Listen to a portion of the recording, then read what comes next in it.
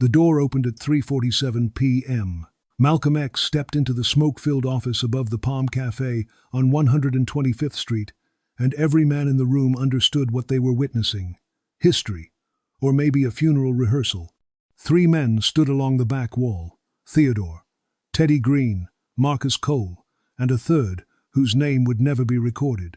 They weren't guards, they were witnesses, because when 2 legends meet, and one of them is about to die, somebody needs to remember what was said. Bumpy Johnson sat behind a heavy oak desk, a cigarette burning slow between his fingers.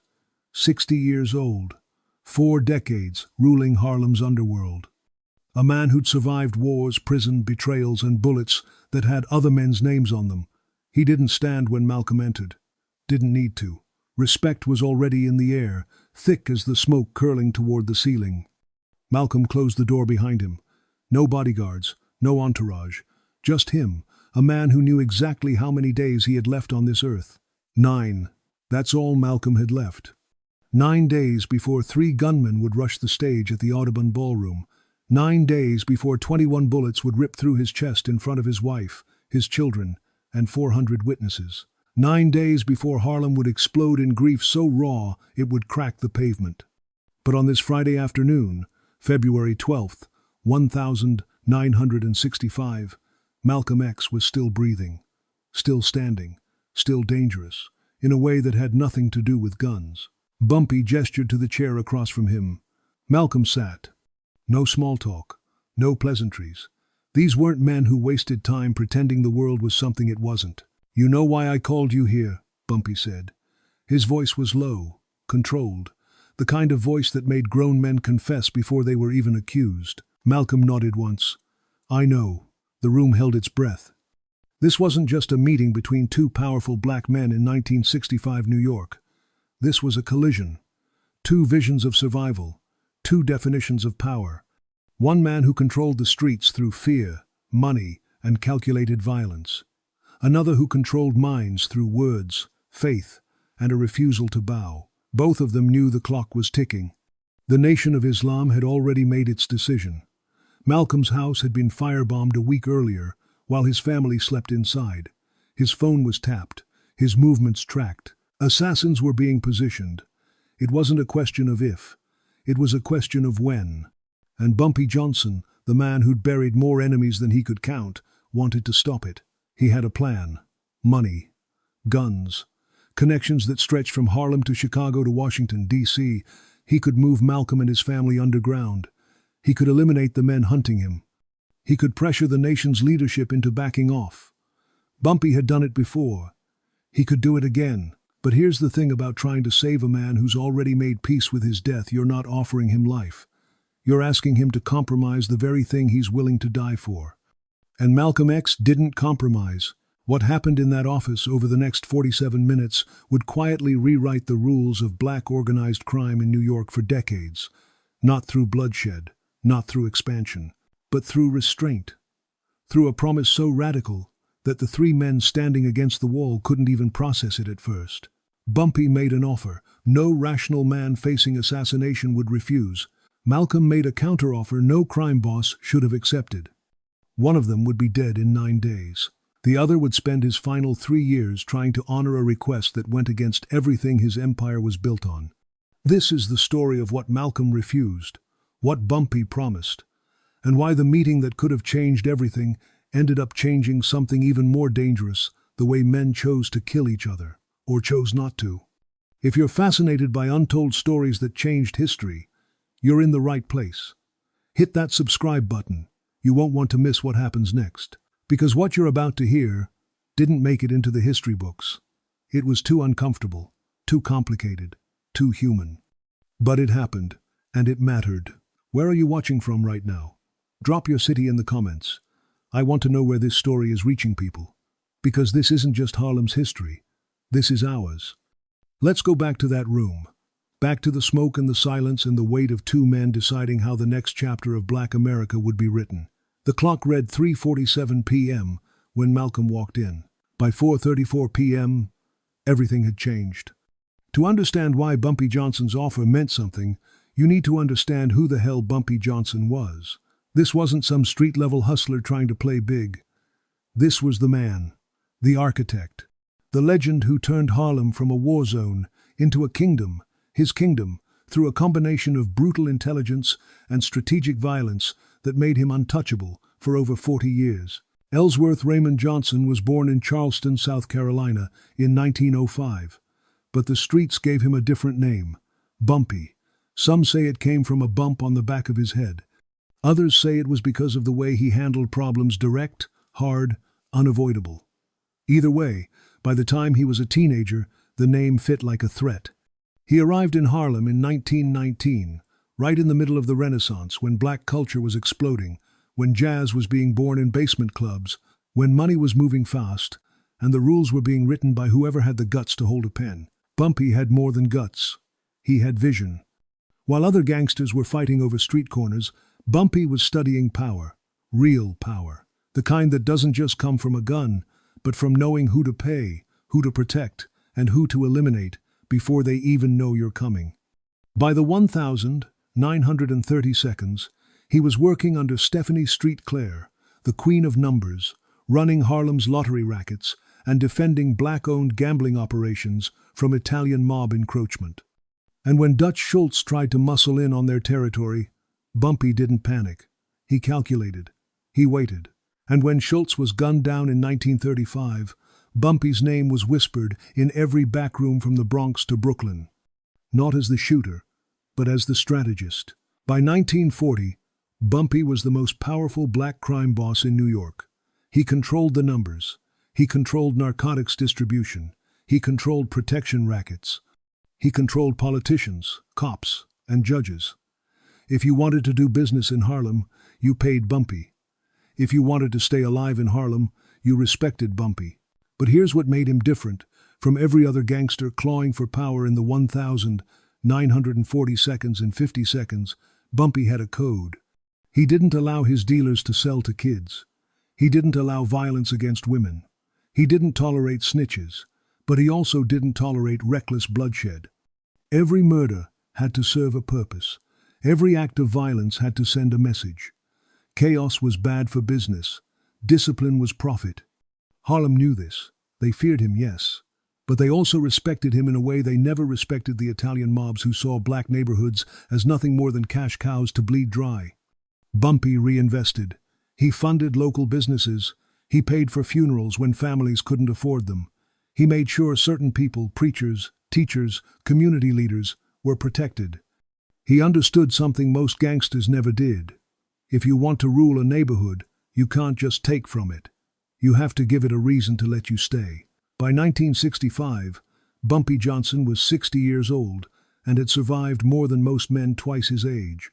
He'd done 2 separate prison bids, once in the 1,930 seconds, again in the 1,950 seconds, and each time he came out, his power hadn't diminished. It had grown. Because even behind bars, Bumpy's network kept running.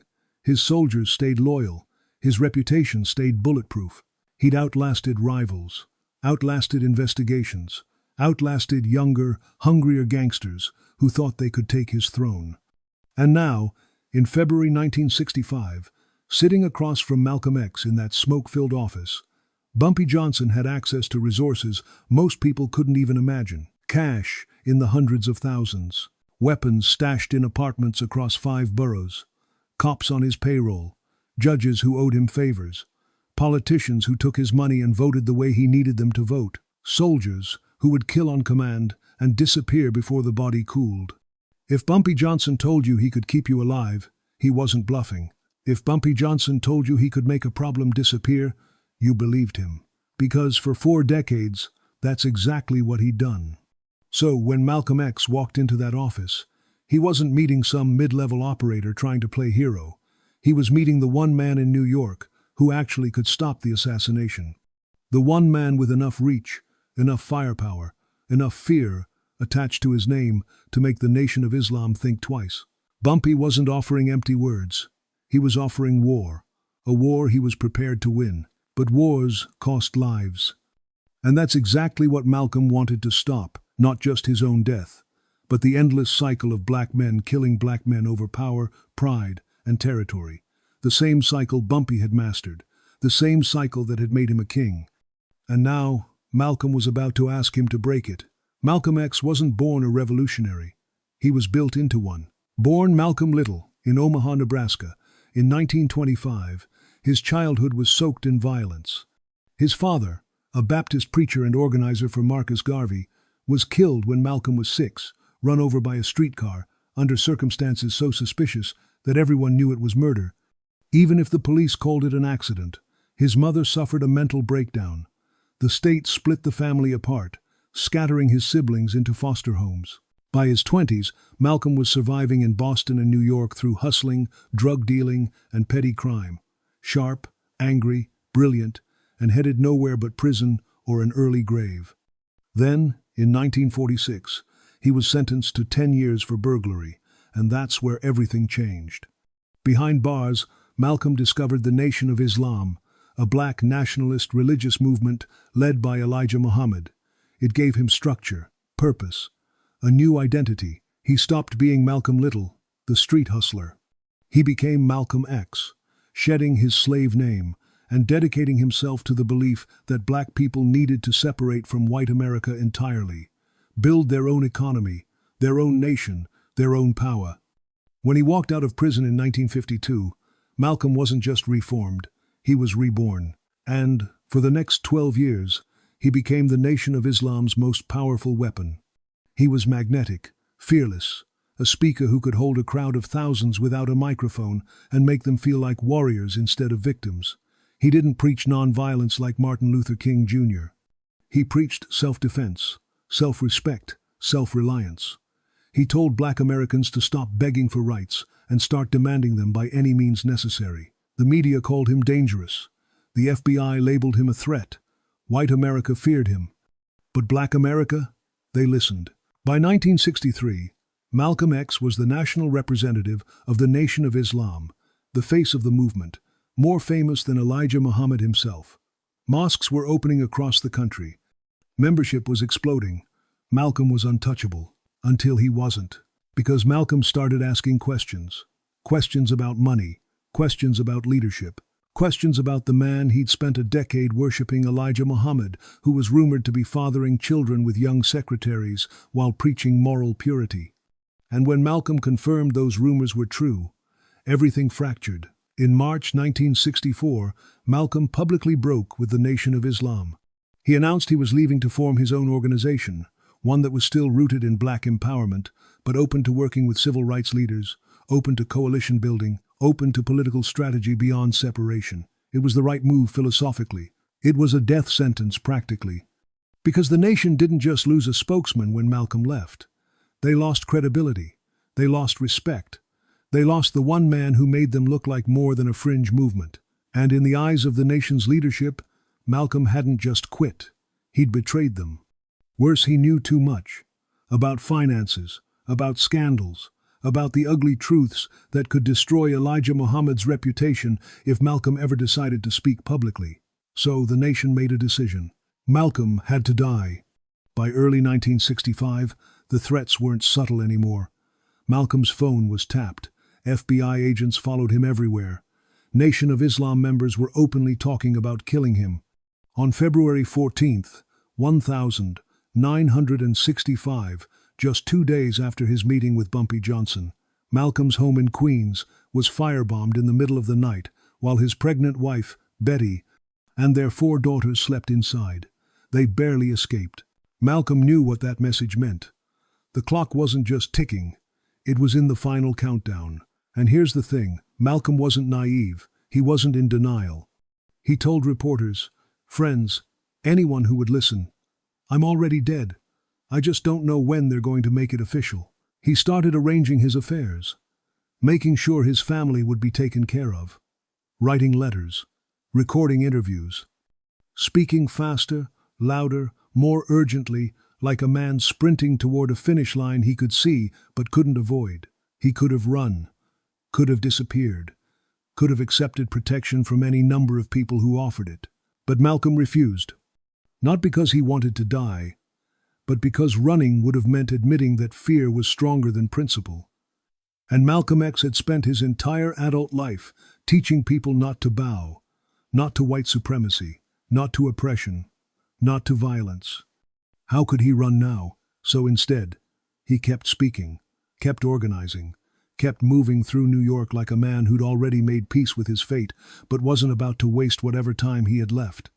That's the Malcolm who walked into Bumpy Johnson's office on February 12th, 1965.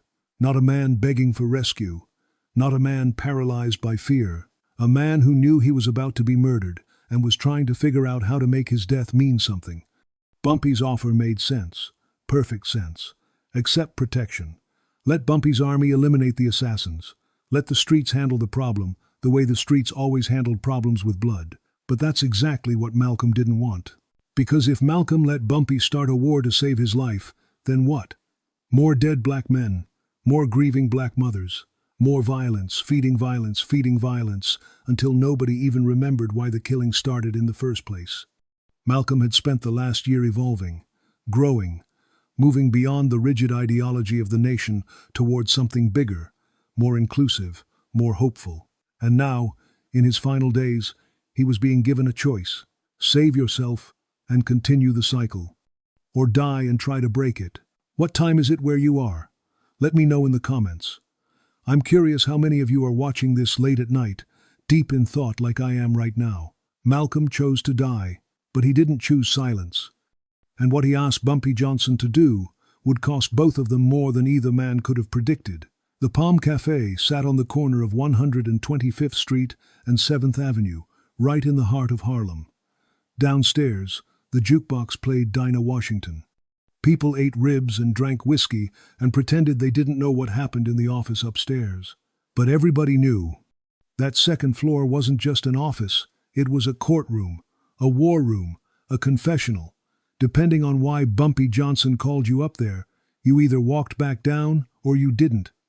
On February 12th, 1965, at 3:47 p.m., Malcolm X climbed those stairs willingly. The office was small. A desk, a few chairs, a single window overlooking the street, curtain half drawn. Smoke hung in the air, thick, stale, the kind that clings to your clothes for days. Theodore Teddy Green stood near the back wall, arms crossed, watching. Marcus Cole stood beside him, silent. The third man, whose name was never written down, never spoken outside that room, stood near the door. They weren't there to protect Bumpy. Bumpy didn't need protection in his own space. They were there to remember. Because some conversations are too important to let fade into rumor. Bumpy leaned back in his chair, cigarette between two fingers, eyes locked on Malcolm. He didn't speak right away, didn't need to. The silence did the talking. Malcolm sat across from him, back straight, hands resting on his knees. Calm, composed. Like a man who'd already written the last page of his own story and was just waiting for someone else to read it. Finally, Bumpy broke the silence. You know they're coming for you. It wasn't a question. Malcolm nodded. I know. You know when? Soon. Bumpy exhaled. Smoke. Slow and deliberate. I can stop it. Malcolm didn't flinch. Didn't look surprised. He'd probably expected this. Maybe even knew it was why Bumpy had called him here. How? Malcolm asked. Bumpy leaned forward, elbows on the desk. I move you and your family out of New York tonight. Safe house. Armed guards around the clock. Nobody gets close. Not the nation. Not the FBI. Nobody. Malcolm listened, didn't interrupt. While you're underground, Bumpy continued, I handle the problem. I know who's coming for you. I know who gave the order. I can eliminate the shooters before they ever get near you, and I can put enough pressure on the leadership in Chicago that they'll back off. They'll call it off. Pressure, Malcolm repeated. You mean bodies? Bumpy didn't deny it. I mean whatever it takes. There it was. The offer laid out clean. Protection, elimination, survival. Bumpy Johnson was offering Malcolm X his life back. Not just a few extra days, but years. Time to build his new organization. Time to keep speaking. Time to see his daughters grow up. All Malcolm had to do was say yes. The three men along the wall held their breath. Malcolm was quiet for a long moment. Then he shook his head. No? Bumpy's jaw tightened. No? I appreciate what you're offering, Malcolm said, his voice steady, measured. I do. But I can't accept it. Why the hell not? Because if you start a war to save me, how many brothers die in the process? How many more funerals? How many more mothers crying over sons who got caught in the crossfire? Bumpy's eyes narrowed. You think the men coming for you care about that? You think they're losing sleep over who dies? No, Malcolm said, but I do. The room felt smaller suddenly, tighter, like the walls were listening. I'm not afraid to die, Malcolm continued. I've been ready for it. But what I'm not ready to do is be the reason more black men kill each other. That's exactly what they want. That's exactly what keeps us trapped. Bumpy stubbed out his cigarette, hard. So what, you just let them win? I let them prove who they are, Malcolm said.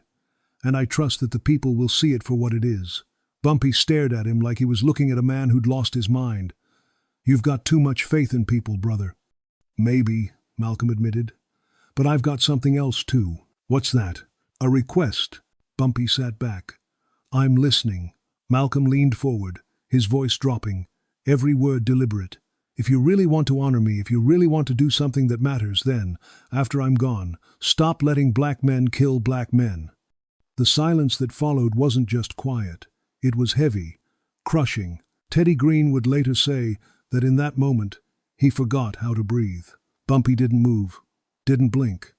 Just stared at Malcolm like he'd just asked him to tear down his empire brick by brick. You're asking me to change the rules, Bumpy said slowly. I'm asking you to break the cycle. Malcolm corrected. No more murders over territory.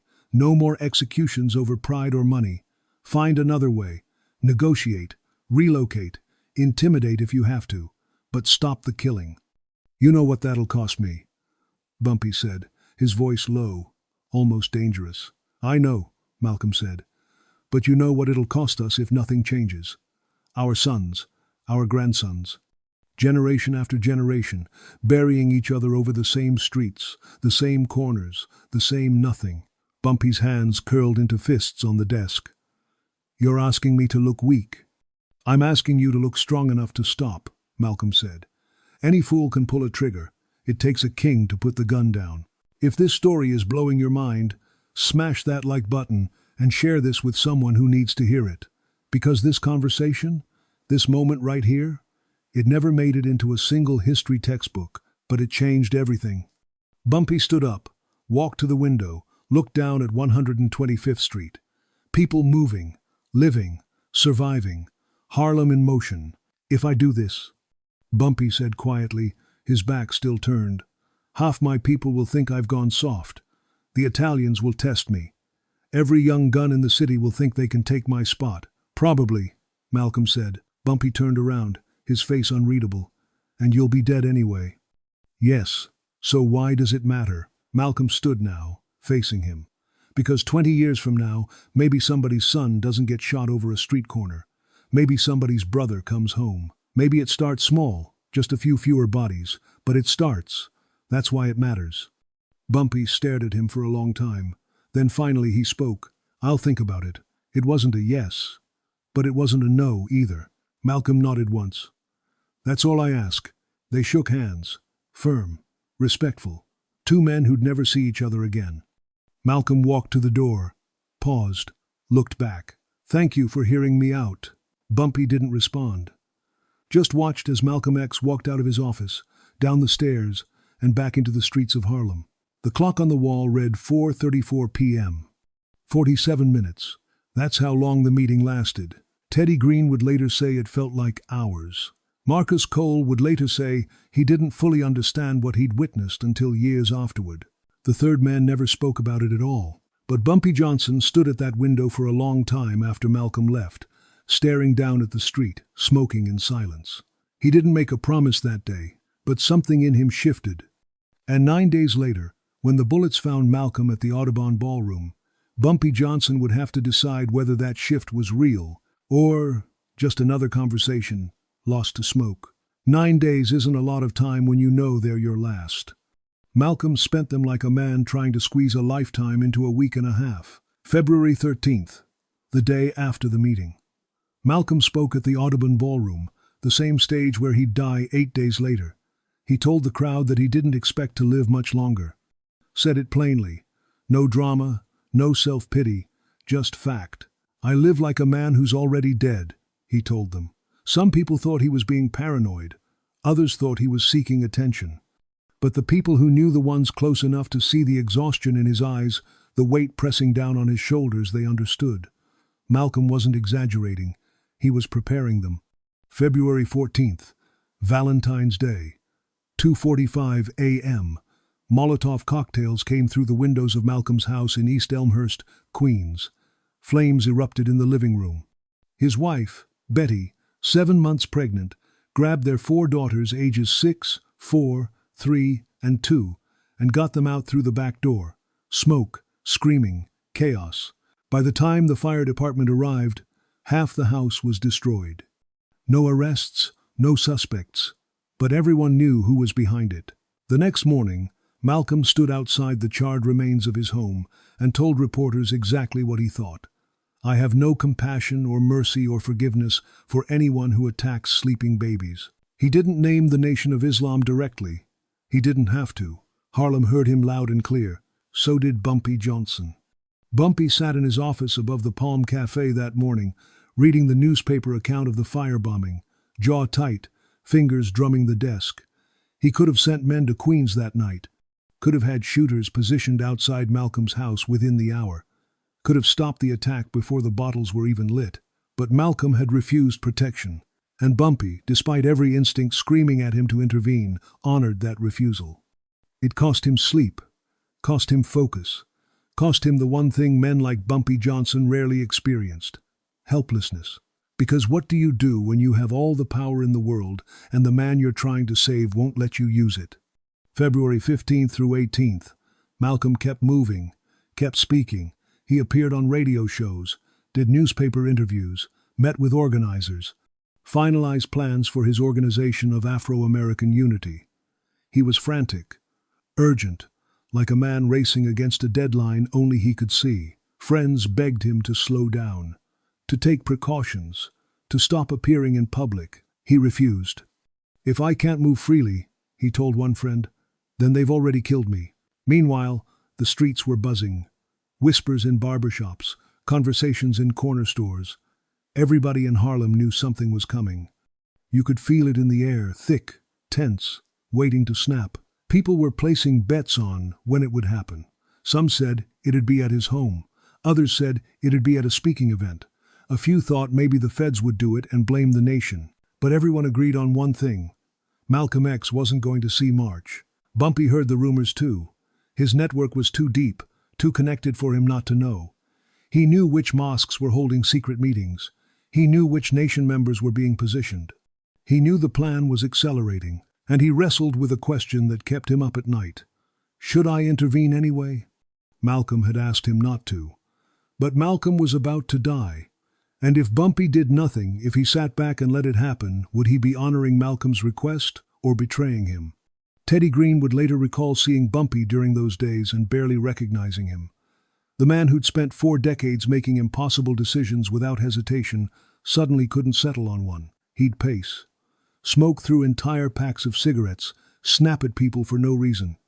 I've never seen him like that, Teddy said years later. He looked like a man being torn in half, because if Bumpy intervened and saved Malcolm against his wishes, he'd be disrespecting the very thing Malcolm stood for: agency, choice, principle over survival. But if he did nothing, and Malcolm died, he'd have to live with the knowledge that he could have stopped it. February 19th, 2 days before the assassination. Malcolm gave an interview where he said point blank, "I'm going to be killed. I don't know exactly when, but I know it's going to happen." The interviewer asked if he was afraid. Malcolm smiled. Tired. Resigned. "No. I've lived more in 39 years than most people live in 90. That same day, Bumpy received word from one of his informants inside the nation. The hit was scheduled for Sunday, February 21st, the Audubon Ballroom. During Malcolm's scheduled speech, Bumpy now had a date, a time, a location. He could flood the ballroom with his own men. He could eliminate the shooters before they ever entered the building. He could change the outcome, but he didn't. Not because he didn't care, but because Malcolm had asked him not to. And somewhere in those 47 minutes they'd spent together, Bumpy had made a decision, not a promise, but a decision that maybe, just maybe, there was something bigger at stake than one man's life. Even if that one man was Malcolm X. February 20th, the day before. Malcolm spent it at home with Betty and the girls, played with them, held them, told Betty he loved her, made sure she knew where the important documents were, where the money was hidden, who to call if something happened. He didn't say goodbye. But Betty knew. That night, Bumpy Johnson sat alone in his office, staring at the phone. One call, that's all it would take. One call, and the whole thing gets shut down. He didn't make it, and on the morning of February 21st, 1965, Malcolm X woke up, kissed his wife, kissed his daughters, and headed to the Audubon Ballroom. Bumpy stayed in Harlem, waiting. Not because he wanted to, because Malcolm had asked him to, and sometimes, honoring a man means letting him walk into the fire he chose for himself, even when you know you could have pulled him out. Sunday, February 21st, 1965, the Audubon Ballroom, on West 166th Street in Washington Heights, was supposed to be a place of hope. Built in 1912, it had hosted everything from swing dances to political rallies. It had high ceilings, ornate architecture, and a stage that had seen legends perform. On this particular Sunday afternoon, around 400 people filled the seats, men, women, children, coming to hear Malcolm X speak about the future of black liberation. Betty Shabazz sat in the third row with their 4 daughters, pregnant with twins, watching her husband prepare to take the stage. Malcolm looked tired, worn down. But when he stepped up to the podium at 3:05 p.m., his voice was still strong, still clear. "Assalamu alaikum," he greeted the crowd. "Wa alaikum salam," they responded. He was about 2 minutes into his opening remarks when it started. A commotion erupted near the back of the room. 2 men shouting at each other. "Get your hand out of my pocket. Don't be messing with my pockets." A distraction, planned, executed perfectly. Heads turned. Security moved toward the disruption. Eyes shifted away from the stage. That's when they struck. 3 men rushed forward from different sections of the ballroom. One pulled a sawed-off shotgun from beneath his coat. The others drew handguns. Malcolm saw them coming. For a split second, he raised his hands, not in surrender, but in a gesture that looked almost like he was trying to calm them, trying to stop what was already in motion. It didn't matter. The shotgun blast hit first. Point-blank range. The sound exploded through the ballroom like thunder trapped indoors. Malcolm's chest erupted. He staggered backward, arms flailing, already falling. Then the pistols opened up. Rapid fire. 1 shooter. 2. Bullets punching through Malcolm's body as he collapsed onto the stage. His head hit the wooden floor hard. Blood pooled immediately, spreading dark and fast across the boards. 21 shots total. Some hit Malcolm. Some hit the wall behind him. Some went wild into the ceiling. The ballroom descended into pure chaos. Screaming, people diving under chairs, parents shielding children, Betty Shabazz shrieking, trying to get to the stage, trying to get to her husband, but the crowd was a stampede, everyone running in different directions, trampling over each other in blind panic. A few men in the audience tried to fight back, tackled one of the shooters, Talmadge Hayer, before he could escape, beat him down right there in the aisle. The other 2 gunmen made it out into the street and vanished into the crowd. On stage, Malcolm X lay motionless, blood soaking through his shirt, his suit jacket, spreading across the stage floor. His eyes were open but unseeing. Someone ran to call an ambulance. Others tried to perform CPR, but it was already too late. You don't survive 21 bullets. You don't survive a shotgun blast to the chest at point-blank range. By the time the ambulance arrived 15 minutes later, Malcolm X was dead. 39 years old, father of 4, soon to be 6, revolutionary, organizer, speaker, target, gone. The doctors at Columbia Presbyterian Hospital tried anyway, worked on him for over an hour, but it was procedure, not hope. Malcolm had been dead before he hit the stage. At 3:30 p.m., they officially called it. The news hit Harlem like a physical blow. Malcolm X is dead. Shot at the Audubon. Multiple gunmen. Execution style. Within an hour, the streets were filled. Not with celebration. Not with relief. With rage so raw, it felt like the pavement might crack open and swallow the city whole. People poured out of apartment buildings, out of churches, out of corner stores, all asking the same questions. Who did it? Who gave the order? And what happens now? The police arrested Talmadge Hayer at the scene, beaten, bleeding, but alive. He was a known member of the Nation of Islam's Newark Mosque. The other two shooters were still at large, but the streets already knew. Everybody knew. The Nation of Islam had killed Malcolm X. Not the FBI, not the CIA, not some random extremist. The same organization Malcolm had spent 12 years building. The same brothers he'd prayed beside. The same movement he'd sacrificed everything for. They'd put him down like a dog in front of his family. Harlem didn't just grieve. Harlem seethed. Crowds gathered outside Nation of Islam Mosque No. 7 on 116th Street. Angry, shouting, ready to burn it down. Police had to form barricades to keep people back. Some wanted justice. Others wanted revenge. And everyone was waiting for one man to make the call. Bumpy Johnson. Because if anyone had the power to retaliate, it was him. If anyone could organize a war that would wipe the nation's New York leadership off the map, it was Bumpy. He had the soldiers. He had the weapons. He had the justification. Malcolm X had been a friend, an ally, a symbol, and now he was a body on a morgue slab with 21 bullet wounds. In the underworld, there was only one response to that kind of disrespect: total annihilation. Teddy Green later said that in the hours after Malcolm's death, Bumpy's phone didn't stop ringing. Soldiers checking in, allies offering support, people ready to move the moment Bumpy gave the word. But Bumpy didn't give the word. He sat in his office above the Palm Cafe, door locked, lights off, smoking in the dark, alone, silent. People expected fire. They expected blood. They expected Bumpy Johnson to remind New York exactly why you don't kill someone under his protection or someone he respected. But Malcolm hadn't been under his protection. Malcolm had refused it. And in their last conversation, Malcolm hadn't asked Bumpy to avenge his death. He'd asked him to stop the killing. What's the weather like where you are today? Curious to know. I wonder how many of you are watching this on a quiet Sunday, the same day of the week Malcolm died. Drop a comment. Let me know you're here. Bumpy Johnson had a choice to make. Honor Malcolm's memory the way the streets expected, with violence, dominance, and retribution. Or honor Malcolm's actual request and do the one thing no one thought he was capable of: walk away. The streets were waiting for war. Monday morning, February 22nd, the day after Malcolm's assassination, Harlem woke up tense, electric, like a wire pulled so tight it was about to snap. Bumpy's soldiers were positioned, weapons were loaded, safe houses were prepped, targets were identified. Everyone from 110th Street to 155th Street knew what was coming. They'd seen this movie before. Someone disrespects the king responds with overwhelming force. That's how power works. That's how survival works.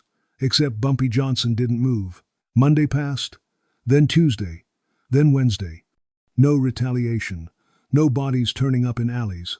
No Nation of Islam members disappearing. No mosques getting shot up in the dead of night. Nothing. And people started talking. What's wrong with Bumpy? He going soft? Malcolm gets murdered in front of his family, and Bumpy just sits there. The whispers spread fast. In barbershops, in pool halls, in the back rooms where deals got made and respect got measured. Bumpy Johnson, the man who'd spent 40 years teaching Harlem that disrespect meant death, was doing nothing. It didn't make sense. Some thought maybe he was planning something bigger, a long game. Wait until the heat dies down, then strike when nobody's expecting it.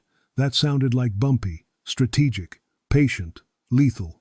But the people closest to him knew better. Teddy Green watched Bumpy in the days following Malcolm's death and saw something he'd never seen before: conflict.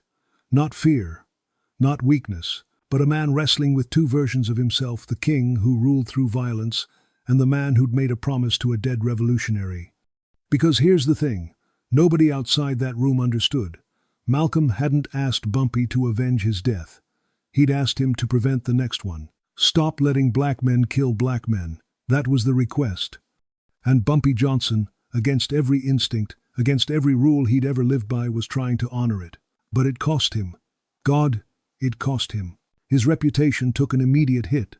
Younger gangsters started testing boundaries they'd never dared cross before. The Italian mobs, who'd spent decades tiptoeing around Bumpy's territory, started making moves into Harlem's gambling operations.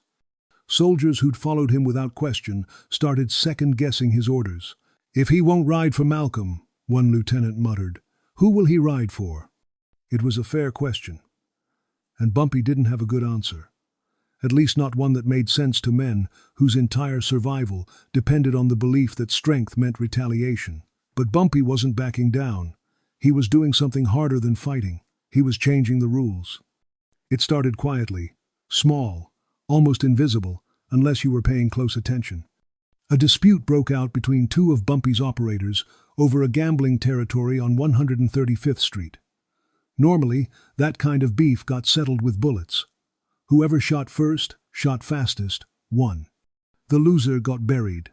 The territory changed hands. But when the two men came to Bumpy expecting him to greenlight the violence, he said no. "Y'all gonna sit down and figure it out," Bumpy told them. "Split the territory, rotate the days. I don't care, but nobody dies over a corner." They stared at him like he'd lost his mind. "Bumpy, he disrespected me." "Then disrespect him back with your mouth?" Bumpy cut him off. "But if you pull a gun, you're done. Out of my organization. And you know what happens to people who leave my organization." The threat was still there, but the target had shifted. Bumpy wasn't punishing the disrespect. He was punishing the violence. Word spread. Fast. "Bumpy Johnson doesn't want bodies anymore." It sounded absurd. Ridiculous. But it was happening. And the men under Bumpy's command men, who'd spent years proving their loyalty through bloodshed, had to adjust or get out. Some left, went to work for other crews who still played by the old rules. Others stayed, confused but loyal, trying to figure out how to be gangsters in a world where their boss suddenly cared about body counts. This isn't the history they teach in schools. If you want more untold stories like this, hit subscribe and turn on notifications. Because what Bumpy did next rewrote the playbook, and most people still don't know it happened. The shift wasn't total. Violence didn't stop. Bumpy didn't become a pacifist. People still got hurt. Debts still got collected. Threats still got made. But the murders slowed. Disputes that used to end in funerals started ending in negotiations. Territory conflicts that used to spark wars started getting resolved through sit-downs. It wasn't peace. It wasn't harmony. But it was less death. And in a world where black men were already dying from police bullets, poverty, and systemic oppression, less death mattered. Other leaders noticed. Some mocked Bumpy, called him weak, washed up, past his prime. But others, the ones who were tired, the ones who'd buried too many soldiers, the ones who were smart enough to see the cycle for what it was, they started following Bumpy's lead. Not publicly, not loudly, but in quiet ways, in private decisions, in moments where they chose negotiation over execution, exile over assassination. It wasn't a revolution. It was a ripple, no, scratch that.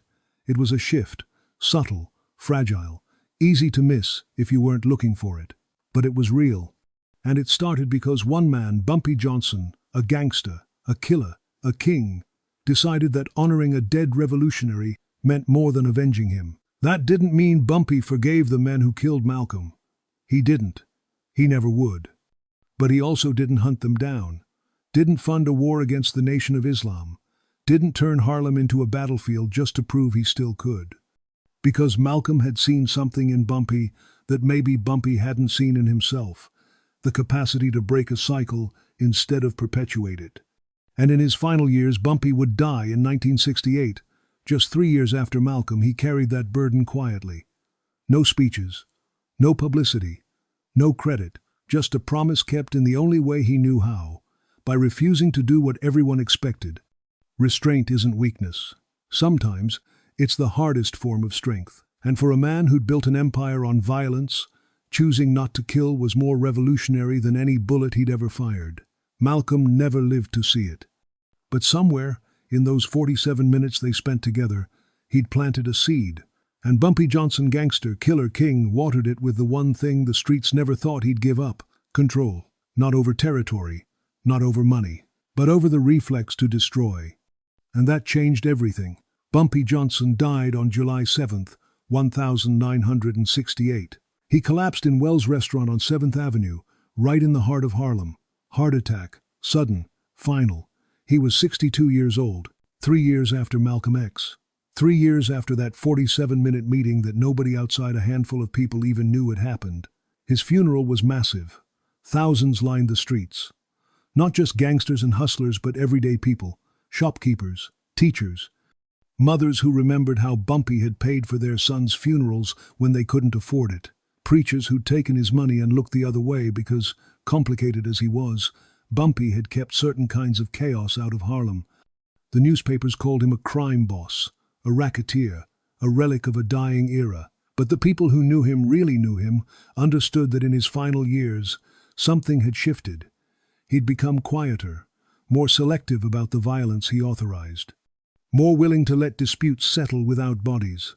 Some attributed it to age, others thought he'd gone soft. A few whispered that prison had broken something in him, but Teddy Green knew the truth. And decades later, when historians finally started asking the right questions, Teddy told them about the meeting, about Malcolm's request, about the promise Bumpy never made out loud but kept anyway. He didn't talk about it, Teddy said in an interview in 1987. Not once, but I watched him. After Malcolm died, Bumpy changed. Not all at once, not in some dramatic way. But he stopped greenlighting hits over petty beef. He started asking, is this worth a life? And if the answer was no, he'd find another way. That shift, small, imperfect, incomplete, had consequences that outlasted both men. By the early 1970s, Harlem's underworld looked different. Not clean, not peaceful, but different. The old rules, kill first, ask questions, never had started to erode. Younger leaders who came up under Bumpy's final years carried a different mentality. Violence was still a tool, but it wasn't the only tool, and that mattered. Frank Lucas, who'd worked under Bumpy and later became one of the biggest heroin dealers in New York, once said in an interview, "Bumpy taught me that the smartest gangsters aren't the ones who shoot the most. They're the ones who know when not to shoot." Lucas didn't follow that advice perfectly. Nobody did. But the fact that the lesson existed at all, that it got passed down, meant something. Because here's the thing about legacies. They're not clean. They're not simple. They don't fit neatly into hero or villain categories. Bumpy Johnson was a criminal. He sold drugs. He ran illegal gambling. He ordered people killed. He profited off suffering. But he also protected his community in ways the police never did. He kept outside mobs from completely devouring Harlem. He funded businesses. He employed people. And in his final years, he tried imperfectly, quietly, to honor a request from a man who believed black people deserved better than endless cycles of self-destruction. Malcolm X was a revolutionary, a visionary, a man who saw the systems oppressing black America and refused to accept them. But he was also human, flawed, evolving. And in his final days, he made a request that most people would have dismissed as naive, asking a gangster to stop the killing. The fact that Bumpy even tried is the story nobody tells, because it complicates the narrative. It doesn't fit the clean lines we like to draw between good and evil, between revolutionary and criminal, between the people we celebrate and the people we condemn. But history isn't clean, and the truth is, those 47 minutes mattered. Not because they stopped all violence. They didn't. Not because they redeemed Bumpy Johnson. They didn't. But because they proved that even in the darkest corners of the underworld, even among men who'd built empires on blood, change was possible. Not easy, not guaranteed, but possible. Theodore "Teddy" Green lived until 1993. He spent his later years working with youth programs in Harlem, trying to keep kids out of the life he'd lived. He rarely talked about his time with Bumpy, but when he did, he always came back to that meeting. "People think gangsters don't have principles," Teddy said once. But Bumpy had a code. And when Malcolm asked him to change that code to go against everything that kept him alive for 40 years, Bumpy didn't laugh. He didn't dismiss it. He listened. And then he tried. That's more than most people would do. Marcus Cole, the second witness in that room, died in 1979. He never gave interviews, never spoke publicly about what he saw. But his daughter later said that in his final years, her father would sometimes sit on the porch, smoking, staring at nothing, and mutter, "Malcolm knew." He knew Bumpy was the only one who could do it.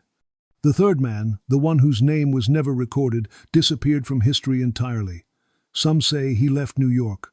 Others say he died young. A few believe he's still alive somewhere, carrying the memory of that meeting like a secret too heavy to share. But the meeting itself? It stayed buried for decades. Too dangerous to talk about while the Nation of Islam still had power. Too complicated to fit into the mythology being built around Malcolm X as a martyr. Too uncomfortable to admit that one of Harlem's most notorious criminals had tried to honor a revolutionary's dying wish. It wasn't until the 1,990 seconds, when scholars started digging deeper into Malcolm's final days, that the story began to surface. Teddy's interviews, passing references in old FBI surveillance reports, whispers from retired cops who'd heard rumors but never had proof. Piece by piece, the truth emerged. And what it revealed was this: history is messier than we want it to be. Heroes do terrible things. Villains do noble things. And sometimes, the most important moments happen in rooms nobody's watching, between people nobody would expect, resulting in changes nobody notices until years later. Bumpy Johnson never got credit for what he tried to do. Malcolm X never knew if his request would be honored. But the fact that it happened at all, that a revolutionary and a gangster sat across from each other and tried to imagine a different future, that's the legacy. Not perfection, not redemption, but effort. And sometimes, that's enough to shift the current, to plant a seed, to change the rules just enough that the next generation has a slightly better chance. Malcolm X believed in that possibility, and for 3 years, Bumpy Johnson tried to prove him right. That's the story nobody tells, but it's the one that matters most. So, why does any of this matter? Why should you care about a meeting that happened almost 60 years ago between two men who are long dead? Why does it matter what a gangster promised a revolutionary in a smoke-filled room above a cafe that doesn't even exist anymore? Because the question Malcolm asked Bumpy is the same question we're still asking today. How do we break the cycle? Malcolm wasn't just talking about gang violence in 1965 Harlem. He was talking about something deeper, something that's still killing us. The way we've been conditioned to destroy each other over territory that we don't even own. Over respect that the system never gave us in the first place. Over pride, over money, over nothing. Black men killing black men. Brown men killing brown men. Poor people killing poor people, while the people with real power sit back and watch the body count rise. Malcolm saw it. Bumpy lived it. And in those 47 minutes, they both acknowledged a truth that most people still refuse to face. The cycle doesn't break by accident. It breaks when someone with power, someone with influence, someone with the capacity to do harm, chooses to stop. Not because it's easy, not because it's profitable, but because it's necessary. Bumpy Johnson wasn't a saint. Let's be clear about that. He didn't transform into some peaceful community leader. He didn't renounce his empire or apologize for the damage he'd done. He remained a criminal until the day he died. But he made a choice, a small, quiet, costly choice that most people never knew about. He chose restraint over retaliation. He chose to honor a dead man's request, even when it hurt his reputation, even when it cost him respect, even when every instinct told him to do the opposite. And that choice mattered. Not because it solved everything. It didn't. Violence didn't disappear from Harlem. The drug trade didn't stop. Poverty didn't end. Oppression didn't lift. But a few fewer people died. A few more disputes got settled without funerals. A few more young men got a chance to grow old. And sometimes, that's how change happens. Not in grand gestures, not in headlines, but in the small, unglamorous decisions that nobody applauds because nobody even knows they happened. Malcolm X understood that. He didn't ask Bumpy to save the world. He asked him to stop one specific thing. Black men killing black men over the same streets, the same corners, the same nothing. And Bumpy tried. That's the lesson. Not that criminals can be redeemed, not that violence can be wished away, but that even in the hardest, darkest, most unforgiving environments, people can choose differently, if they want to, if they're willing to pay the cost. Today, we're still living with the same cycles. Different cities, different names, same story. Young men dying over blocks they don't own, over disrespect that doesn't matter, over beefs that started so long ago nobody even remembers why. And every time it happens, we ask the same questions. Why can't we stop this? Why do we keep losing our brothers, our sons, our fathers to violence that doesn't even benefit us? Malcolm asked Bumpy that question in 1965. And Bumpy's answer, imperfect, incomplete, but real, was this: you stop it by stopping it. One decision at a time, one life at a time, one moment where you choose not to pull the trigger. It's not sexy. It's not dramatic. It doesn't make for good movies or viral clips. But it works. Not perfectly, not immediately, but it works. The meeting between Malcolm X and Bumpy Johnson didn't change the world. It didn't end violence. It didn't dismantle oppression. But it proved something important: that even men who've spent their entire lives perpetuating a cycle can choose to break it. Not because they're forced to, not because they're scared, but because someone they respected asked them to, and they cared enough to try. That's power, not the power to destroy, the power to stop destroying.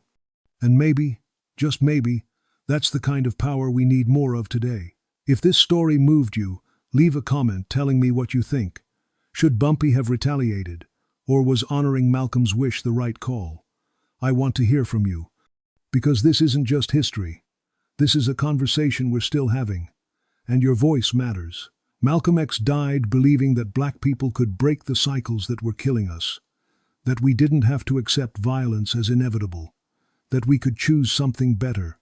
Bumpy Johnson spent his final years trying to prove Malcolm right. Neither of them succeeded completely, but they tried. And that effort, that willingness to imagine a different way, even when everything around you says it's impossible, that's what legacy really is. Not perfection, not sainthood, but the courage to try. 60 years later, we're still trying, still fighting the same cycles, still burying people who didn't have to die. But every time someone chooses to walk away from a fight that doesn't matter, every time someone refuses to retaliate, every time someone breaks a cycle, instead of continuing it, they're honoring what Malcolm asked for in that room. They're proving that Bumpy's choice wasn't weakness, it was strength. And maybe, if enough of us make that same choice, the cycle finally breaks. Not today, not tomorrow, but eventually. Because that's how change works. One decision, one life, one moment at a time. Malcolm X and Bumpy Johnson planted that seed in 47 minutes. It's up to us to water it. Before you go, where are you watching from? And what time is it there? I love connecting with you all. Drop it in the comments. Let me know this story reached you. Let me know you heard it. Because stories like this don't survive unless we keep telling them. And this one? This one deserves to be told. 47 minutes that changed nothing and everything. A revolutionary and a gangster. A request and a promise. A death and a choice. That's the story. That's the legacy. And that's why it still matters.